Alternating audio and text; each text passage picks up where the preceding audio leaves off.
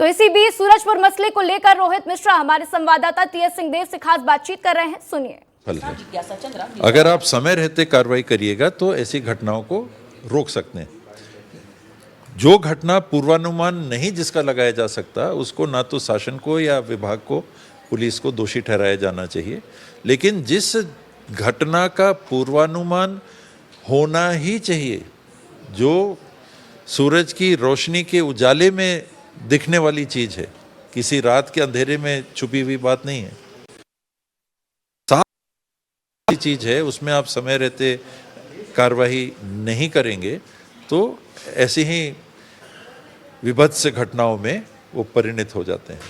बाबा, जिला बदर का आरोपी वहां पर पहुंचता है, कई कार्यक्रमों में भी शामिल होता है, लेकिन उस पर प्रशासन ने किसी भी अधिकारी की नजर क्या नहीं पड़ती है कि इतना बड़ा घटना हो गया? क्या वजह है?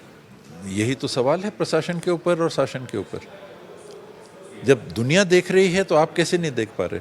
वही तो आपकी सक्षमता की बात हो रही है। मैंने इसीलिए कहा कि हर घटना में पुलिस को दोषी ठहराना ये भी नासमझी है, अपरिपक्वता है। फिर आप किसी एक नजरिए से बोल रहे हैं। अचानक कोई घटना हो जाएगी तो पुलिस क्या करेगी? कोई भी क्या करेगा अचानक। लेकिन जिसका पूर्वानुमान लगाया जा सकता है, जिसकी आपको जानकारी है, उसमें आप रोक लगाने में कोई कदम नहीं उठाते हैं तो पूरी तरह से जवाबदारी फिर प्रशासन की और शासन की बनती है।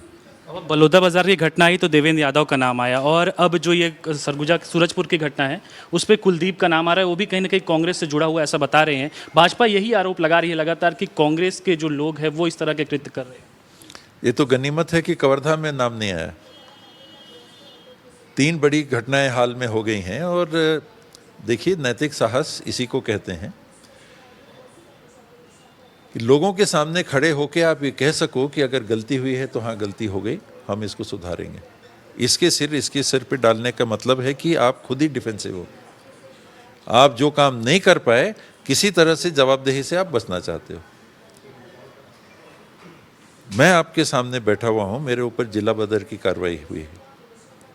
मान लीजिए उदाहरण के लिए, मैं मीडिया के सामने उपस्थित होकर रायपुर में विचरण कर रहा हूं और पुलिस विभाग मेरे में नहीं ले सकती है। बात कांग्रेस की होगी या पुलिस की विफलता की, शासन की विफलता की? मैं कांग्रेस पार्टी से जुड़ा हुआ हूं, 90 साल लगभग हो जा रहे, मेरा परिवार कांग्रेस से जुड़ा हुआ। जिला की कार्रवाई मैं आपके समक्ष हूं।